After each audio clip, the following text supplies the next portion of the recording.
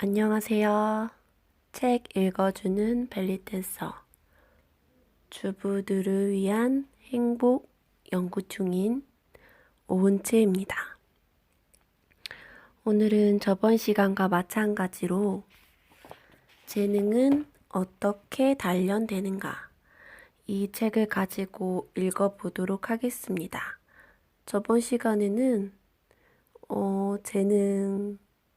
재능을 우리가 신중하고 계획된 연습을 통해서 개발할 수 있다. 그런 내용까지 읽어봤고요.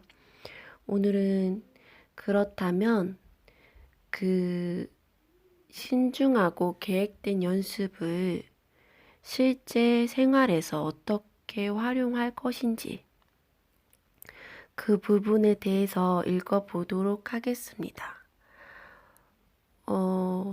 조금 줄여 읽지 않고 글의 내용이 좋아서 좋은 내용들을 그냥 부분대로 다 읽어보도록 하겠습니다. 7장 실생활에 적용하기. 프랭클린의 정교한 글쓰기 연습. 데이비드 휴을 비롯한 많은 사람들이 벤저민 프랭클린을 미국의 가장 위대한 저술가로 꼽는다.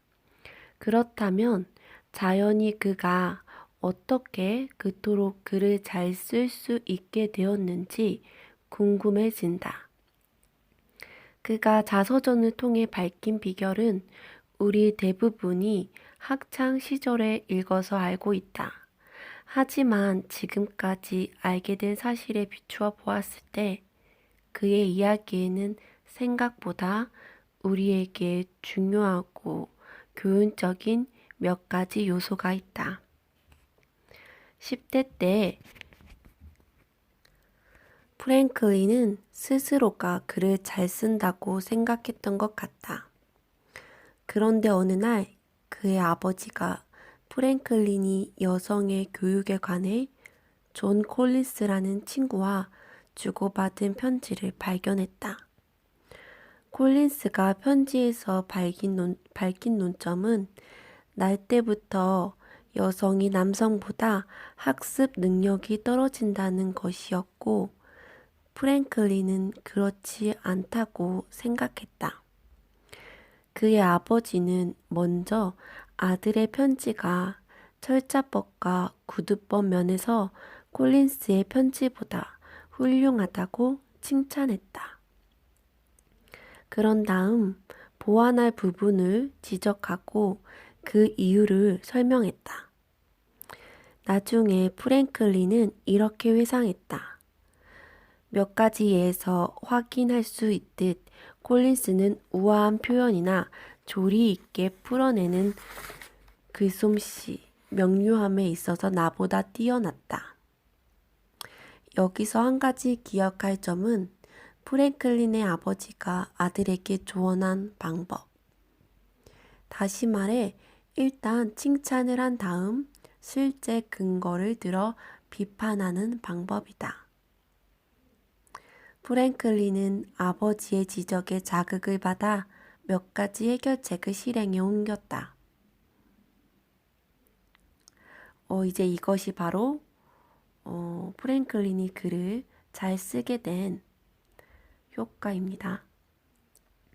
일단 그는 조지프 에디슨, 리처드 스틸 이 분들이 쓴 일간지 형식으로 발행한 문예 비평지 스펙데이터에서 본으로 삼을 만한 뛰어난 산문들을 골랐다. 여기까지는 우리 중 누구라도 보일 법한 반응이다. 하지만 그는 보통 사람들이 생각지도 못할 계획에 착수했다. 어떤 방법일까요? 먼저 프랭클린은 자신이 고른 글을 읽고 각 문장의 의미를 자기가 이해한 대로 기록했다.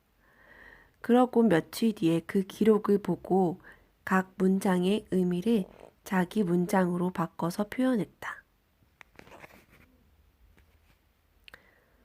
한 편의 글이 완성되면 자기가 쓴 글을 원래 글과 비교해가며 실수를 찾아내 고쳐 쓰기를 반복했다.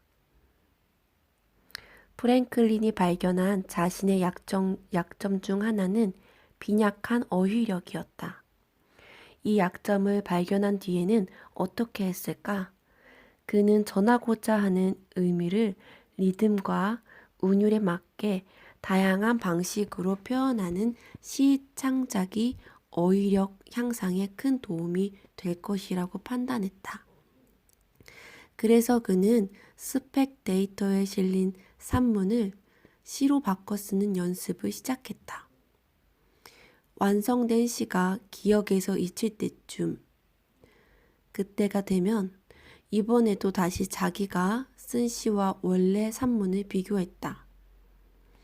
프랭클린은 훌륭한 글의 핵심이 글의 구성임을 깨닫고 구성 능력을 향상시킬 방법을 생각해냈다.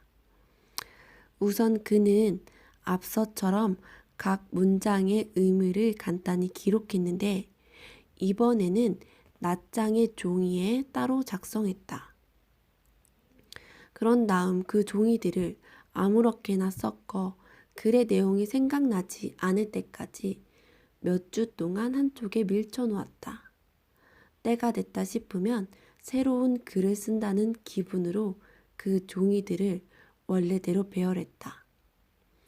여기서도 이 작업이 끝나면 원래 글과 비교하여 많은 실수를 찾아내 바로잡았다. 여기서 우리가 주목할 것은 프랭클린은 훈련 방식이 훌륭하게 계획된 연습 원리와 여러 면에서 부합하다는 점이다. 프랭클린에게는 그를 이끌어주는 스승이 없었지만 대신 아버지가 그 역할을 했다.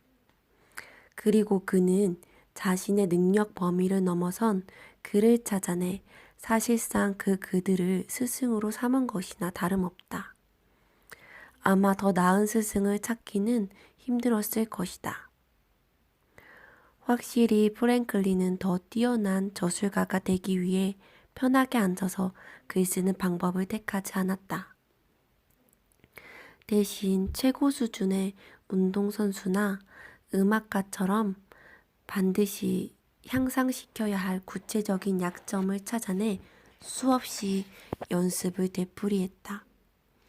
우선 그는 계획된 연습 원리와 정확하게 일치하는 방식으로 문장 구조를 공략했다. 스펙 데이터에 실린 글의 문장을 하나하나 요약하고 고쳐 쓰는 일은 그가 자신의 목적을 달성하기 위해 독창적으로 설계한 방법이다. 그는 방대한 양의 문장을 가지고 이 지루한 과정을 수없이 반복했고 원래 문장과 비교하여 곧바로 피드백을 받았다. 어휘력을 늘리겠다고 결심하고 시로 바꿔쓰기라는 기발한 연습 방안도 설계했다.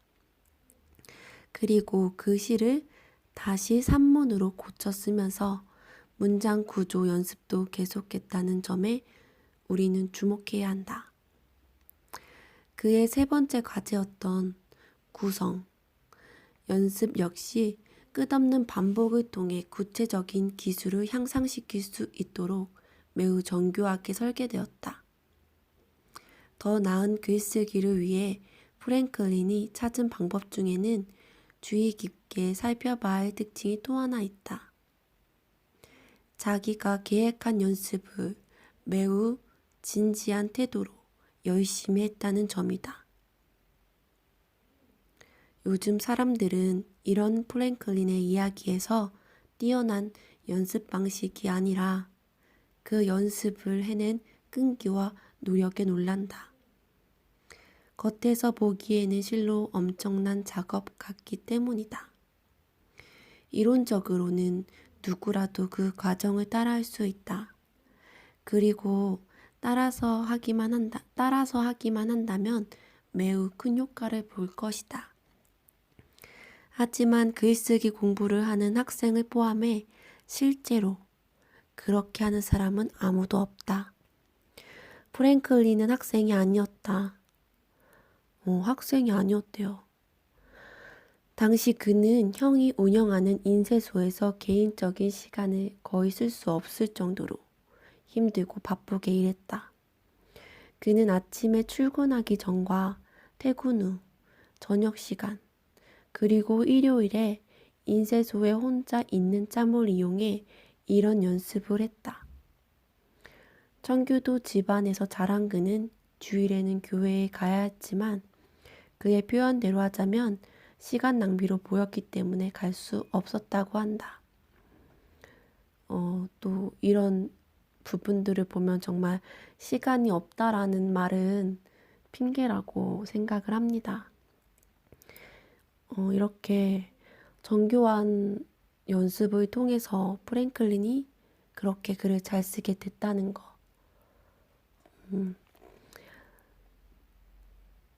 그리고 그 7장에서 또 이제 나오는 단락이 목표를 정하고 각 단계를 설정하라. 가장 먼저 할 일은 자기가 원하는 것이 무엇인지 분명히 깨닫는 일이다. 여기서 핵심은 무엇이 아니라 깨닫기이다. 다시 한번 읽어드릴게요. 가장 먼저 할 일은 자기가 원하는 것이 무엇인지 분명히 깨닫는 일이다. 깨닫는 일이래요. 근데 여기서 핵심이 무엇이가 아니라 깨닫는다. 깨닫기를 하는 게 중요하다고 합니다. 뛰어난 성과를 달성하기까지는 아주 오랜 시간이 걸리고 많은 희생이 따른다. 따라서 거기에 전념하지 않고 무언가 이루어지기를 바랄 수는 없다. 당신이 무엇을 원하는지 분명하게 파악하라. 두루뭉술한 추측이나 하고 싶다는 생각만으로는 소용없다. 지금은 일단 당신이 원하는 목표를 결정했다고 가정하고 이야기를 풀어가도록 해보겠다. 자, 이제 깨달았다면 그 다음 해결할 문제는 다음에 이어질 각 단계를 설정하는 것이다. 이미 이런 단계는 꽤 분명하게 알려진 분야도 있다. 예를 들어 피아노 연주를 하고 싶다고 하면 수많은 피아노 교사들이 여러 세대를 거쳐 검증해 놓은 기술들을 익히고 수준에 맞는 연습곡들을 훈련하면 된다. 체계가 확실히 잡혀 있는 전문 분야도 마찬가지다. 적어도 회계사, 변호사, 의사의 길로 가는 초기 단계는 그 길들이 잘 닦여 있다. 물론 길잡이가 되어줄 교사도 충분하다. 하지만 대다수 직종에는 향상 단계에 맞게 설계된 공식 교과 과정이 없고 어떤 자료를 읽고 통달해야 하는지도 정해져 있지 않다. 어떤 기술과 능력을 어떤 방식으로 개발할 것인지 결정하는 것은 전적으로 본인의 몫이다. 그러나 우리 대부분은 스스로가 그것을 결정할 만한 자격이 없다. 따라서 누군가의 도움이 반드시 필요하다. 그 앞에 내용에서도 나오는데, 그 모차르트나 타이거 우즈도 훌륭한 아버지가 있듯이 누군가의 도움이 반드시 필요하다고 또 나오고 있습니다. 이런 관점에서 우리는 멘토를 새로운 방식으로 정의할 수 있다. 멘토는 단지 우리의 길잡이가 되어줄 현명한 사람일 뿐 아니라 지금 우리가 하고자 하는 분야에서 다녀간 경력을 쌓은 고수들로서 다음 단계에서 익혀야 할 기술과 능력에 대해 조언하고 현재 성과에 대해 피드백해 줄 수 있는 사람들이다. 어쨌든 이것이 이상적인 멘토의 정의다. 이런 사람을 찾기가 쉽지는 않지만 일반적 원리를 충실히 따르는 일은 언제든 가능하다. 어떤 연습이든 타인의 관점에서 당신이 현재 어느 정도 수준이고 어떤 부분을 향상시켜야 하는지 조언을 듣는 것은 굉장히 값진 일이다. 저 훌륭한 멘토 내지는 향상시켜줄 어떤 그런 타인의 눈이 필요하다는 것을 알 수 있습니다.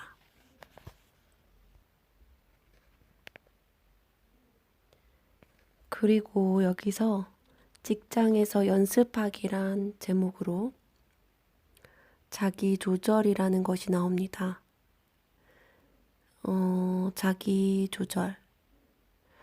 신중하게 계획된 연습의 특성들이 자기 조절의 핵심 구성 요소인 것으로 밝혀졌다. 효과적인 자기 조절은 당신의 어떤 일을 하기 전, 하는 도중, 그리고 끝난 후에 하는 것이다.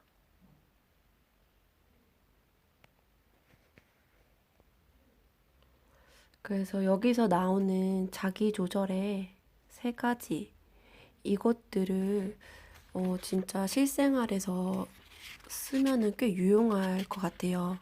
뭐 이미 지금 하시는 분들도 계시리라 생각을 합니다. 그래서 사전 작업, 일하는 도중, 사후 작업으로 나눠서 자기 조절을 할 수 있다고 말을 하는데요. 한번 읽어보도록 하겠습니다. 자기 조절의 시작은 목표 설정이다. 목표라고 해서 거창한 인생 목표를 말하는 것이 아니라 단지 그날 할 일을 정하는 식의 당면 과제를 말한다. 연구 결과 실적이 가장 저조한 사람들은 전혀 목표를 세우지 않고 하던 일을 그대로 답습하는 것으로 나타났다. 중간 정도의 사람들은 주문을 따내자, 수익을 내자, 새 프로젝트를 제안하자 같은 일반적이고 단순한 목표를 세웠다. 최고의 성과자들은 결과에 초점을 맞춘 목표가 아니라 과정에 초점을 맞춘 목표를 세운다. 예를 들어 단순히 주문을 따내겠다는 목표 대신 고객들이 겉으로 드러나지 않는 필요를 알아내는 어려운 과업을 목표로 삼았다. 이것은 신중하게 계획된 연습의 첫 단계와 아주 흡사하다. 하지만 정확하게 일치하지는 않는다. 일단 여기서는 연습을 설계하지 않는 대신 그날 할 일을 정한다. 하지만 최고의 성과자들은 그런 목표를 실행할 때 마치 피아노 연주자가 특정 소절을 집중해서 연습하듯이 어떤 특정 요소를 향상시키는 데 집중했다. 목표 설정 다음에는 목표 달성 방법을 구상한다. 이 단계에서도 최고의 성과자들은 기술에 초점을 맞춰 가장 명확한 계획을 세웠다. 어느 하나 대충 넘어가지 않고 모든 세부 사항을 계획했다.